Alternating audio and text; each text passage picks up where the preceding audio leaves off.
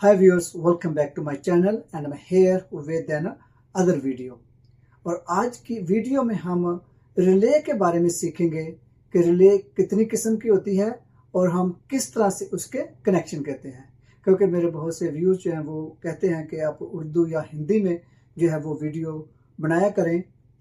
आज की ये वीडियो थी, ये तो इंग्लिश में थी और मुझे बड़ी अच्छी लगी और इसकी मैं आज ट्रांसलेशन कर रहा हूँ हिंदी में और उर्दू में, ताकि वो व्यूअर जो मेरे हिंदी और उर्दू जानने वाले हैं उनको अच्छी तरह से रिले के बारे में नॉलेज हो सके। टाइम वेस्ट किए बगैर चलते हैं वीडियो की तरफ। रिले कई ऑटोमोटिव और इलेक्ट्रिकल सिस्टम में आवश्यक घटक होते हैं और वे पिनों की संख्या के आधार पर अलग अलग कॉन्फ़िगरेशन में आते हैं। सबसे आम प्रकार 3 pin relay, 4 pin relay, 5 pin relay, 8 pin relay हैं।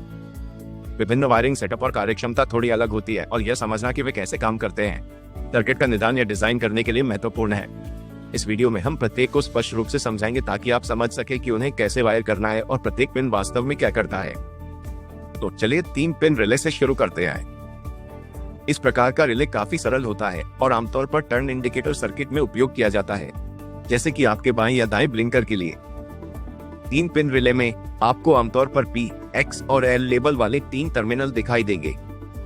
आइए इन्हें समझते हैं। X टर्मिनल यह बैटरी के पॉजिटिव टर्मिनल से जुड़ता है। बैटरी का नेगेटिव सिरा हमेशा की तरह ग्राउंडेड होता है। L टर्मिनल यह टर्न सिग्नल लाइटों यानी बाएं या दाएं से जुड़ता है। P टर्मिनल यह आपके डैशबोर्ड पर इंडिकेटर से जुड़ा होता है, जो आपके टर्न सिग्नल को सक्रिय करने पर चमकता है। तो यह कैसे काम करता है? जब टर्न सिग्नल बंद होता है तो X और L टर्मिनलों के बीच कोई करंट नहीं बहता है, लेकिन जैसे ही आप टर्न सिग्नल चालू करते हैं करंट X और L पिनों से होकर बहता है। यह रिले के अंदर एक छोटे हीटिंग कॉइल को पावर देता है। कॉइल एक बाइमेटेलिक स्ट्रिप को गर्म करता है जो गर्मी के कारण मुड़ जाती है। इससे सर्किट तेजी से खुलता और बंद होता है। यह आपके इंडिकेटर लाइटों के ब्लिंक करने का प्रभाव पैदा करता है। P टर्मिनल पर भी पल्स जाती है, इसलिए आपका डैशबोर्ड इंडिकेटर सिंक में ब्लिंक करता है। यह चतुर छोटा सिस्टम न केवल टर्न सिग्नल को जलाता है बल्कि उन्हें ब्लिंक भी कराता है और आपके डैशबोर्ड पर स्थिति दिखाता है। टर्न सिग्नल की समस्याओं का निदान करते समय यह समझना उपयोगी होता है, जैसे जब आपके ब्लिंकर लगातार जलते हैं या बिल्कुल नहीं चमकते। ठीक है, अब चलिए 4 पिन रिले के बारे में जानते हैं। 4 पिन रिले वाहनों और इलेक्ट्रॉनिक्स में उपयोग किए जाने वाले सबसे आम प्रकारों में से एक है।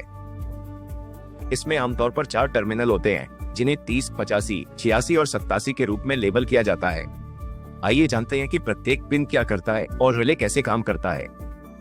पिन के कार्य। पिन 85 यह ग्राउंड से जुड़ता है। पिन 86 यह कंट्रोल स्विच या सिग्नल स्रोत जैसे आपके इग्निशन या ECU से जुड़ता है। एक साथ पिन 85 और 86 कॉइल सर्किट बनाते हैं। पिन 30 यह पावर इनपुट है जो आमतौर पर बैटरी या फ्यूज बॉक्स से जुड़ा होता है। पिन 87 यह आउटपुट है जो लोड से जुड़ता है, जैसे कि पंखा, फ्यूल पंप या हेडलाइट्स। यह कैसे काम करता है?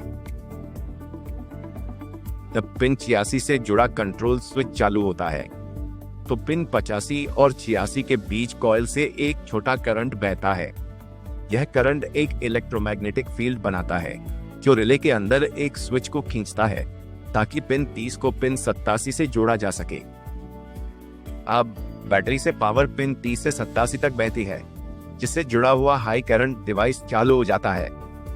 तो मूल रूप से आप एक बड़े करंट को सुरक्षित रूप से स्विच करने के लिए एक छोटे करंट का उपयोग कर रहे हैं। यही कारण है कि रिले कंट्रोल स्विच और इलेक्ट्रॉनिक्स को हाई लोड सर्किट से बचाने के लिए एकदम सही होते हैं। ठीक है, अब 5 पिन रिले पर चलते हैं। 5 पिन रिले एक अधिक बहुमुखी प्रकार का रिले है जिसका उपयोग आमतौर पर तब किया जाता है जब आपको 2 आउटपुट के बीच स्विच करने की आवश्यकता होती है। इसमें आमतौर पर 30, 85, 86, 87 और 87 लेबल वाले 5 टर्मिनल होते हैं। पिन 85 ग्राउंड से जुड़ा होता है। पिन 86 कंट्रोल स्विच या सिग्नल स्रोत से जुड़ा होता है। ठीक 4 पिन रिले की तरह ये 2 पिन आंतरिक कॉइल को सक्रिय करते हैं। पिन 30 यह कॉमन टर्मिनल है, यह मुख्य इनपुट पावर है। पिन 87 यह नॉर्मली ओपन नो कॉन्टैक्ट है। पिन 87 यह नॉर्मली क्लोज्ड NC कॉन्टैक्ट है। अब यह कैसे काम करता है? जब रिले सक्रिय नहीं होता है तो आंतरिक स्विच पिन 30 को पिन 87 से जोड़ता है। इसका मतलब है कि 87 सर्किट डिफॉल्ट रूप से बंद रहता है और इससे जो कुछ भी जुड़ा होता है उसे पावर मिलती है। जब कॉइल सक्रिय होता है तो आंतरिक स्विच पलट जाता है, पिन 30 को 87 से अलग कर देता है और इसके बजाय इसे पिन 87 से जोड़ देता है। तो मूल रूप से एक 5 पिन रिले आपको दो अलग अलग सर्किटों के बीच स्विच करने की सुविधा देता है। बंद होने पर पावर 30 से 87 तक बहती है, चालू होने पर पावर 30 से 87 तक बहती है। यह तब उपयोगी होता है जब आपको दो घटकों के बीच पावर बदलना होता है या जब कोई डिवाइस चालू होता है तो दूसरा निष्क्रिय करना होता है। अब चलिए 8 पिन रिले के बारे में बात करते हैं। एक 8 पिन रिले का उपयोग आमतौर पर अधिक उन्नत नियंत्रण प्रणालियों में किया जाता है, जैसे ऑटोमेशन पैनल, औद्योगिक मशीनरी या आधुनिक वाहन इलेक्ट्रॉनिक्स, जहां आपको केवल एक रिले का उपयोग करके कई स्विचिंग संचालन का प्रबंधन करने की आवश्यकता होती है। 8 पिन रिले में कॉइल के लिए 2 पिन होते हैं जो रिले को सक्रिय करते हैं।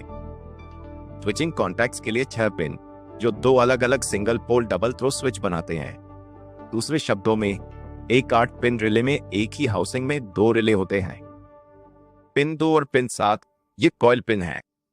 जब इन पर वोल्टेज लगाया जाता है तो रिले सक्रिय हो जाता है। पहले एसपीडीटी स्विच के लिए पिन 1 कॉमन है, पिन 3 नॉर्मली ओपन है, पिन 4 नॉर्मली क्लोज्ड है। दूसरे एसपीडीटी स्विच के लिए पिन 8 कॉमन है, पिन 5 नॉर्मली ओपन है, पिन 6 नॉर्मली क्लोज्ड है।